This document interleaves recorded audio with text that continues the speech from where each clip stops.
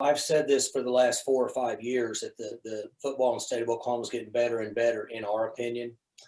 If you look at our roster per capita by Oklahoma players, you'll see that the percentage is very high of players that we're having success with on game day from the state of Oklahoma.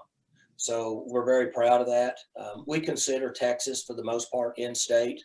We're a 4-hour drive to the Metroplex and all that surrounding area in East Texas. Little different when you get into Central Texas and Houston area. But overall, we're very excited about what the state of Oklahoma offers us.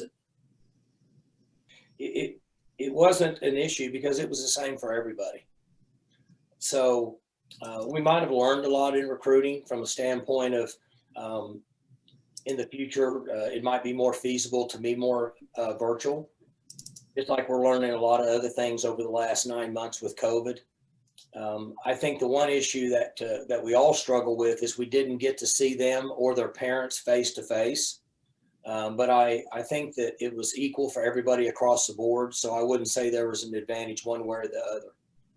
Well, Aiden's a special young man, being from Western Oklahoma, grew up in farms 12, 14, 16 hours a day in the summer and the spring. Actually still farms in the mornings, then goes to school and goes to workouts. He brings in the type of work ethic that we're looking for. I think he's just scratching the surface. He's a 290 pounder that's extremely strong, but more importantly, has ties to the state of Oklahoma, is very fond of Oklahoma State University, and just scratching the surface from his athletic ability as he develops in the weight room over the next couple of years. Well, Ty Williams is a freakish athlete. He's going to be 210 pounds someday. He's going to run 4.5. He's got really good ball skills. We have a good relationship with the people in Muskogee. They speak very highly of him as a young man and what he brings to the program.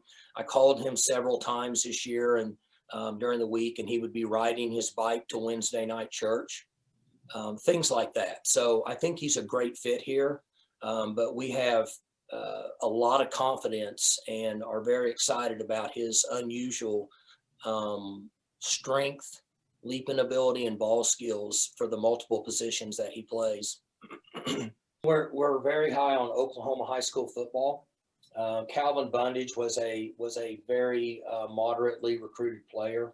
Trace Ford was moderately recruited.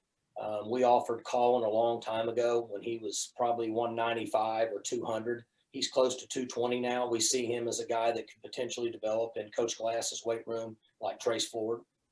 So we see guys in Oklahoma that we feel like that are going to develop in our culture and our strength conditioning program. We like them more than other people because we have to look down the road. We go after them and we don't look back, and we see him falling in that category.